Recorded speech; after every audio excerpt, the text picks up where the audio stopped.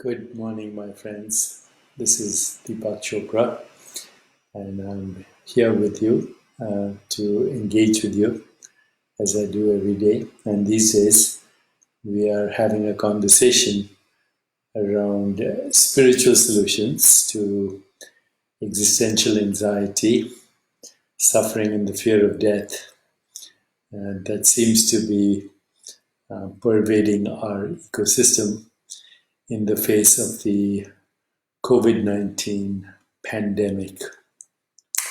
So every day in this space, this chitakash, this shared cognitive and perceptual space, every day I am sharing with you what I think is the ultimate secret to all suffering and the ultimate secret to healing.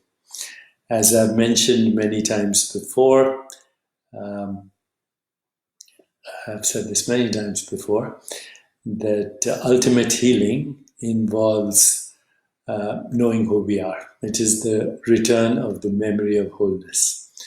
And when we experience ultimate healing, there is total absence, I repeat, total absence of anxiety, not even a flicker of fear or anxiety or any experience that disrupts your knowing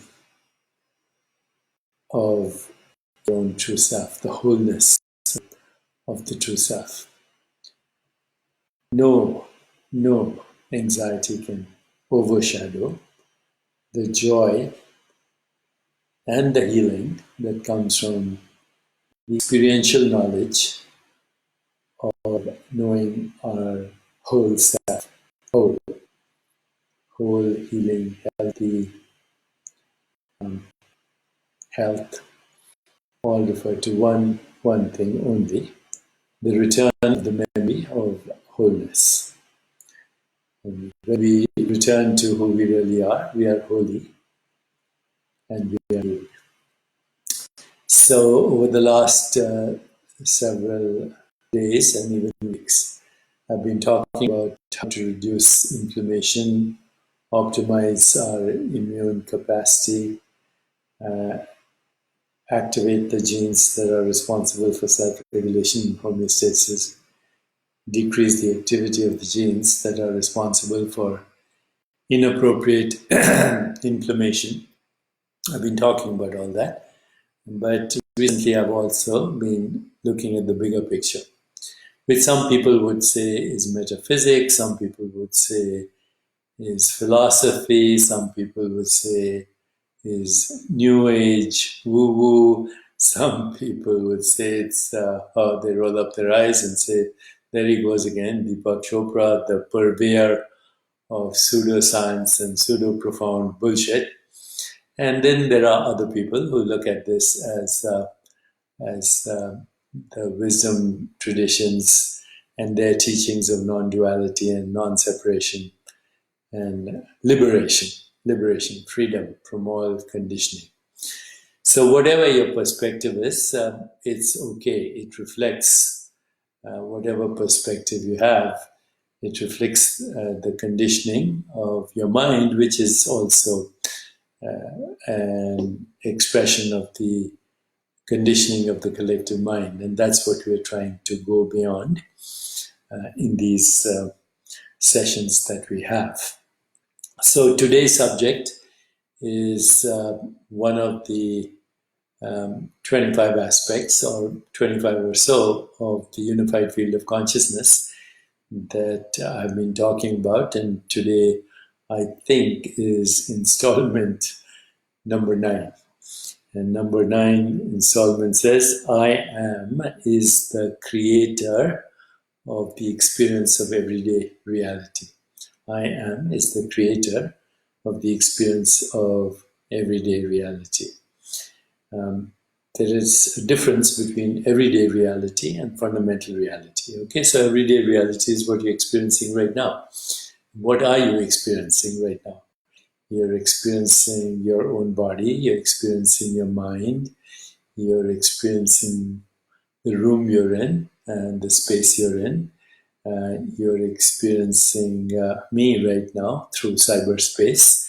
You can experience the sound that is emanating from this entity that we call Deepak Chopra, and you can also see the appearance of this entity called Deepak Chopra, and at the same time you're analyzing all this. So this is your everyday reality, which has been changing since the moment you were conceived. But there is an I am that has been constant in the midst of this change, in the midst of the changing scenery. It seems, or at least it feels, that there is something that has not changed, and that is the feeling that we call I am. We don't even have to articulate it. It's just the feeling of existence. It's the feeling I exist. Try getting rid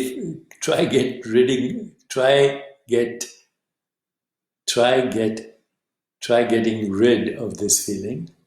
Once again, try getting rid of this feeling. And it's impossible. You can say, I am this body, and I was another body when I was a baby, a child, a teenager. I'm this mind, but I was another mind when I was in love. I was another mind when I lost my job. I was another mind when I was looking at the Grand Canyon. I was another mind when I was looking at my newborn baby. I was another mind when I was looking at that beautiful statue of Krishna. No, actually, it's the goddess Tara, the goddess of compassion. So every time you experience something, it's a different experience. Every time, in every moment, it's a different experience. Whether that experience is that of your body or the world or whatever, a thought, a sensation, an image, a perception, every time it's a different experience. So experiences are born and die in eternal now. Now here is the only unchanging reality. And now here is not even a moment in time. Now here is the timeless being or awareness or existence in which experiences are constantly churning in, being experienced and then disappearing. The common thread, the sutra, is I am. I exist as awareness in every one of these experiences. And in fact, that's the only part of the experience that I cannot get rid of. Every other experience is subject to change. Okay, you move your hand, and that's a different appearance of the body. You think a thought, it's a different experience of the mind. You look at an object, it's a different perceptual activity, which is also a mental activity in consciousness. So the only constant is the presence of being in all these experiences. So the great wisdom traditions tell us that I am is the fundamental ground of existence as awareness before it modifies itself into any experience, whether that's a thought, a feeling, a sensation, an image, perception, that which we call a physical body, that which we call the universe, that which we call a plant. These are modified symbolic representations of I am, I exist, I am aware. That's it. If we understand this, then we know that fundamental reality is this, and then experiential reality is everything that we call an event that happens in our own being. Everything that happens in our own being. That's the fluctuations, the changing modulations, the excitations, the prana, the shakti, whatever you want to call it. Those are the fluctuations of consciousness that we know as mind, dreams, sensations, images, feelings, thoughts, matter, universe, galaxies, etc., etc. Okay, now let's see how this process actually occurs. And bear with me today because this is a slightly longer explanation. And I want to show you how you construct experience. So you show up one day as a newborn baby. Okay. And when you show up, first of all, you're not even bewildered by the fact that you're having an experience. You take experience for granted. It almost is like you show up as a baby, and in some sense, everything looks familiar. You feel familiar. You're not shocked by it.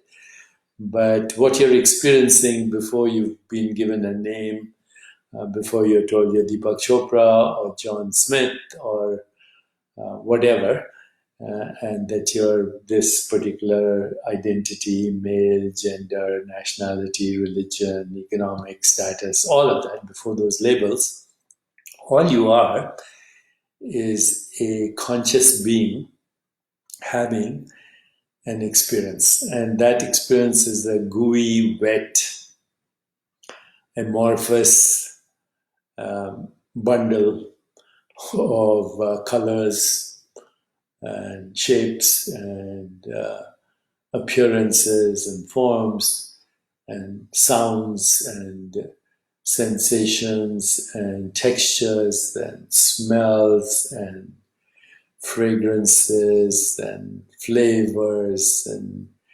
hardness and softness and sometimes pleasure, because you see babies, they kind of bubble with joy and pleasure for no apparent reason. And then there's also in that moment an experience of wonder, curiosity, joy, and also love. You see how loving babies are. They smile at you as soon as they catch your eyes. As soon as they catch your eyes. It's innate. So they're having all these experiences without any labels or judgments or definitions or evaluations or constructs. And now the process starts. You look at a particular combination of colors and you say that's a tree. Okay, so that's a plant. Look at that plant behind me. Okay, look at that plant behind me. Okay, that's actually a combination of colors. And everything that you see behind me, including me, is a combination of colors. And without these colors, there would be no shapes, no forms. And that's all you're seeing as a baby. But now the game begins. So someone, your parents, say, that's a plant, that is Deepak, that's a painting, that's a rainbow, that's a galaxy. All you were experiencing were shapes and colors. But you start now actually the process of constructing what we call objects out of a bundle of sensations, visual sensations, which are forms, but auditory sensations, which are sounds.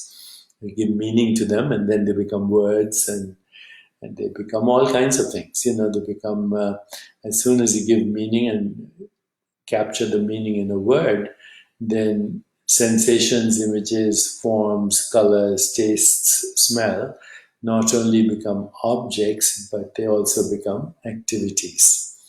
And bit by bit, starting by learning your alphabet, ABC, etc., 1, 2, 3, 4, etc., and everything, that's how it starts. Alphabet, words, sentences, paragraphs, stories, chapters, epochs, volumes of stories encapsulating every bit of narrative and infinite stories. And these stories are then projecting as your experience of what we call the body and the world. The body and the world are a human narrative for a band of perceptual activities that is peculiarly human. It's not the perceptual activities of a butterfly or a snake or a rabbit a bat or a chameleon or an insect with 100 eyes or an eagle or a lizard or any other sentient being. They are a different band of perceptual activities constructing their own universe. However, there is cross leakage between these species of consciousness to some extent. We do, of course, perceive each other, not to some extent, we actually perceive each other. How we perceive, we don't know how other creatures, other sentient beings perceive, but if we threaten them, then they run.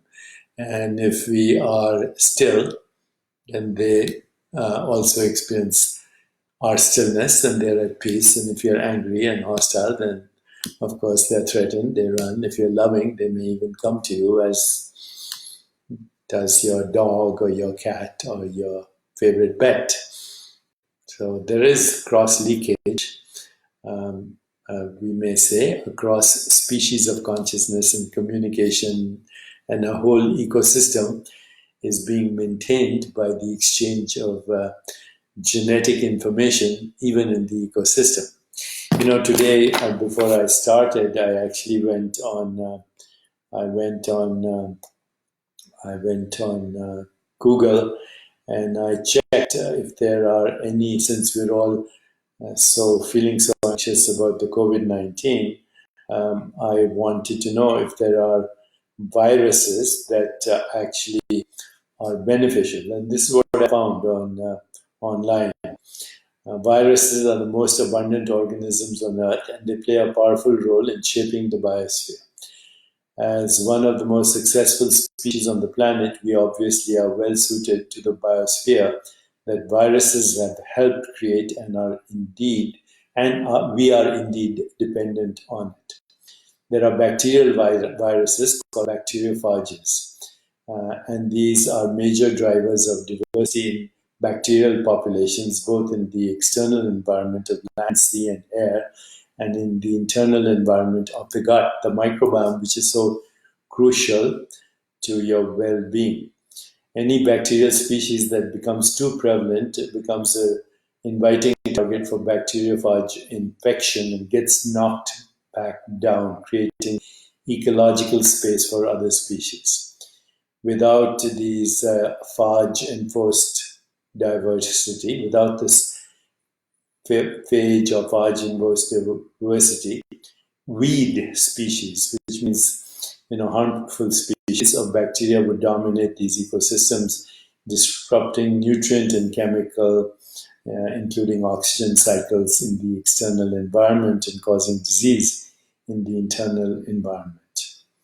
And then it goes on about other viruses. Remember that viruses are just genetic information balancing the ecosystem. And when the ecosystem gets stressed, then there are mutations that occur that ultimately rebalance the ecosystem. And right now that's happening in a sense. We are confined to our houses, not moving around, and the ecosystem is repairing itself. Existence self-regulates itself and transforms itself so it can maintain a balance.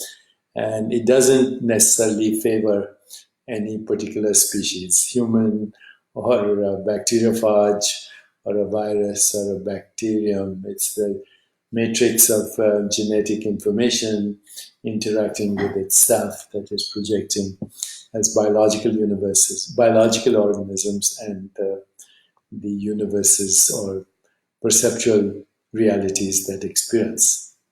So when you look at this thing from a bigger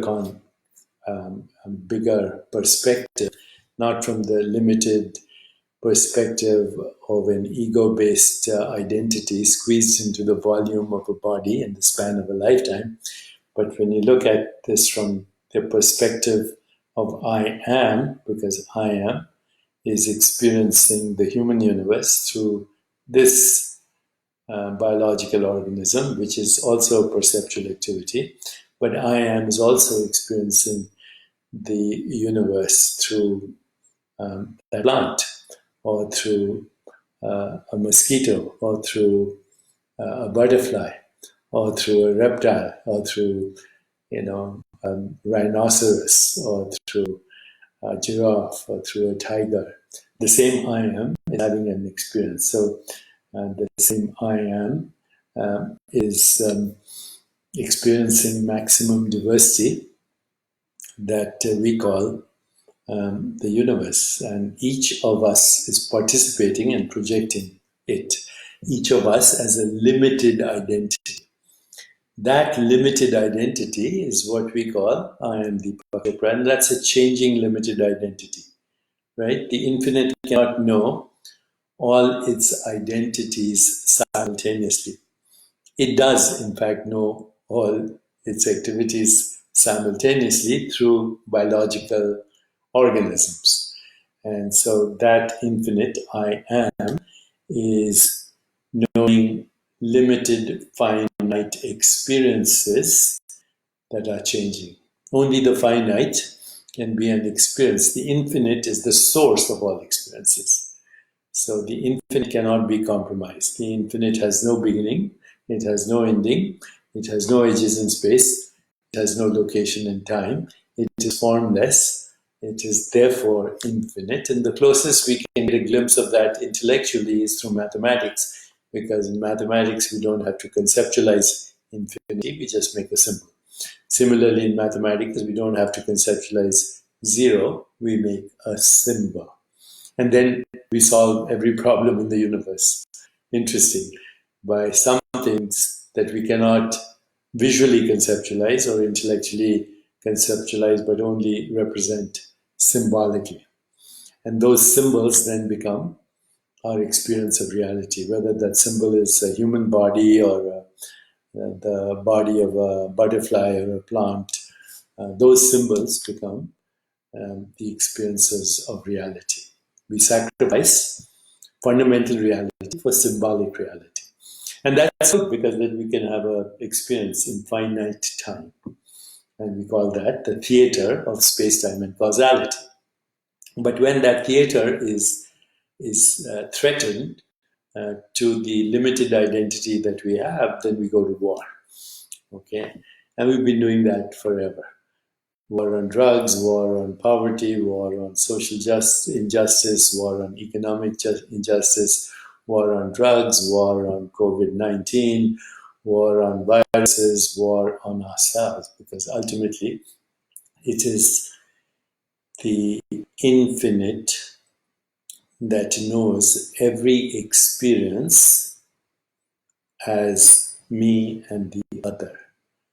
The infinite knows experience by dividing itself into the subject and object of experience. And in each subject of experience, it looks at what is outside it as the object of experience. So the object of experience we call the external world, right? The subjective experience we call mental internal world. So we somehow think that the mind is inside us and the physical world, including the physical body. Actually, we are confused about the physical body. We can't decide whether it's in the mind or whether the mind is in the body, or whether the world is out there, or whether it's a sensation in the body, or whether the sensation is in awareness. This is all very confusing to most people, but in reality, by the way, there is no outside or there is no inside. It's just consciousness knowing itself as both the subject and the object. And once it gets that, it realizes that it is all subjects and all objects and all processes. So the process itself creates the subject and object. Seeing creates, in every moment of seeing creates seer and seen. In every moment of hearing, it creates the subject that hears and the sound that is heard. In every taste, it creates the object, strawberry, and the subject, I am enjoying the strawberry, etc. So the activity of consciousness, the Shakti of consciousness, the excitation of consciousness, the prana of consciousness, the vibrations of consciousness, the fluctuations of consciousness, all in time create both the subject and the object, and in fact, all subjects and all objects. And at the deepest level of our existence, we are that. You are that. Once you knew that, then you realize that I am conceives, constructs, governs, becomes what we call everyday reality. It is constructing this, starting from learning A, B, C, D, E, F, G, and 1, 2, 3, 4, and writing sentences, and then coming up with stories. And everybody has their own version of the story. And then we basically argue about our stories. We want to be right about our stories. That's the melodrama of the ego mind. And then, of course, there is war, internal war, which then projects itself as external war, the disruption of the ecosystem of existence, which, notwithstanding all our efforts and all our activities to destroy it, knows how to self-regulate itself. As humans right now, we are confined to our cages so that life can resurrect itself. And then if we come back and if we are deserving of life, and we will respect the ecosystem. The air will be cleaner, more breathable. The skies will shine at night with stars. The waters will be bluer. The fish will return to dead lakes. And life will resurrect itself, which is happening. Easter is the symbolic representation of death and resurrection. Something, a way of being, a way of living, a way of acting, a way of behaving that came from the fragmented, separate mind, living in fear, existential anxiety, and the ultimate fear, death of a limited experience of reality, is driving everybody into panic and recycling as inflammation and compromised immune systems and cytokine storms and on and on. So right now we are getting a hint into what it takes to reconstruct our reality, because reality is subject to revision. We constructed it from the vantage point of separation, me and the universe. Okay, and then at a certain point, because that construction was based on a false premise, there's no me and the universe. It is the universe, and that which we call me is an activity of the universe along with everything else, along with all of life. So when that starts to fall apart, the reality constructed on a false notion of reality, then nature, the universe, the infinite consciousness starts to repair itself, starts to self-regulate itself, and there's a price for it. There's a price for the fragmented self living in fear to either shift its identity to the whole self or experience the suffering that comes from the limited, fragmented self. So I am conceives, constructs, governs, and becomes the experience of everyday reality. And how does it do that? The infinite sacrifices itself. The infinite sacrifices itself for finite experiences. And then it forgets that it created the whole thing, the whole show. And that forgetting leads to the fragmented mind and the separation that is the cause of all suffering. So, the process of waking up is both a remembrance and a forgetting. A remembrance of wholeness and a forgetting of attachment to limited identity. And once we do that, once we transcend to that space, which is the infinite Chitakash engulfing us right now, but also present between every breath, between you and me, between every thought, between every perception, between every sensation, between every image, and then also present in the image, in the thought, in the perception. That timeless being is who you are.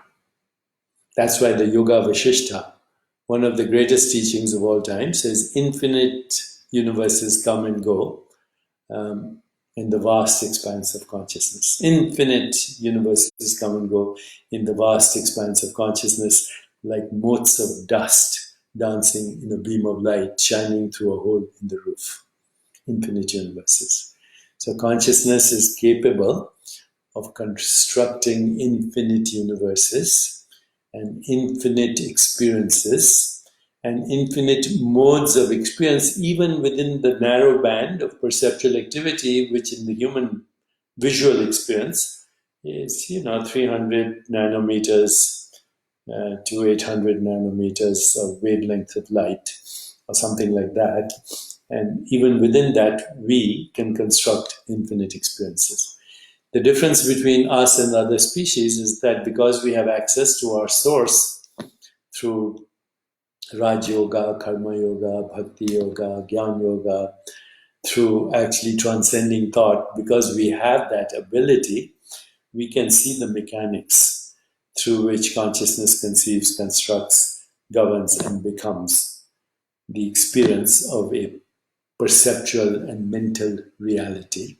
And because we can do that, we can also actually choose our experiences and also choose the interpretation of our experiences, and therefore not only deconstruct everyday reality from objects to experiences, from experiences to sensations, images, feelings, thoughts, perceptions, and from that to witnessing awareness, and from that to the source of all existence, pure awareness, which is modulating itself into infinite forms and phenomena.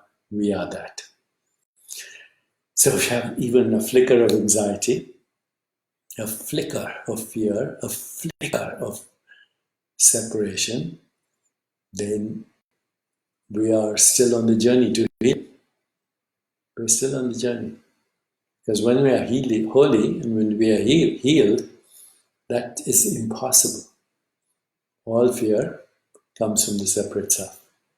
All anxiety, all hostility, all anger, all guilt, all shame, all depression ultimately has its source. There are many factors. Everything is multifactorial.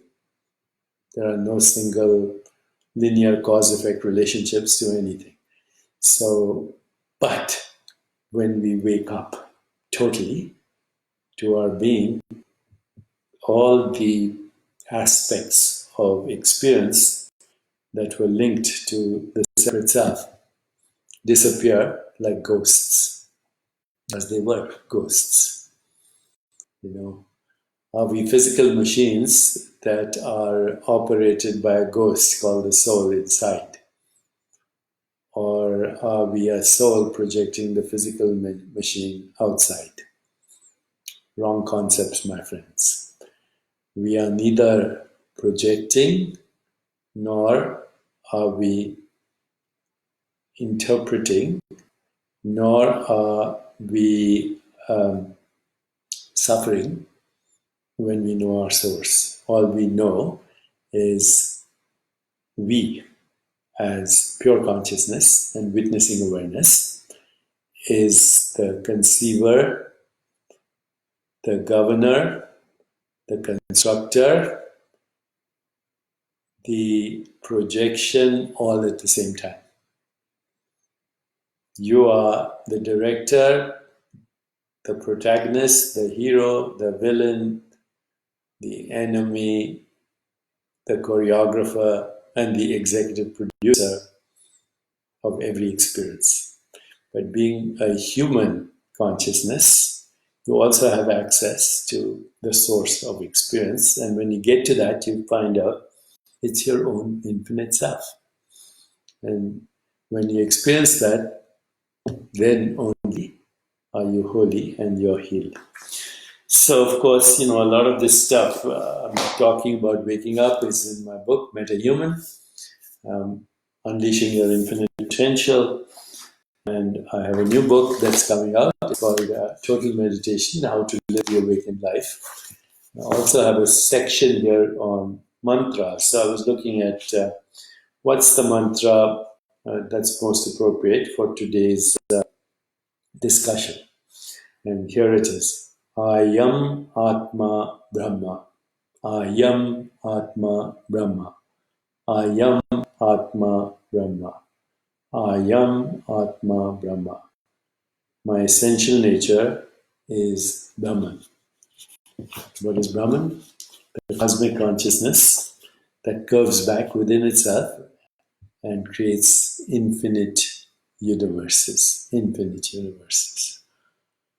Ayam Atma Brahman. Ultimate healing. So, thank you. I'll be back tomorrow. Inshallah, as they say. God willing.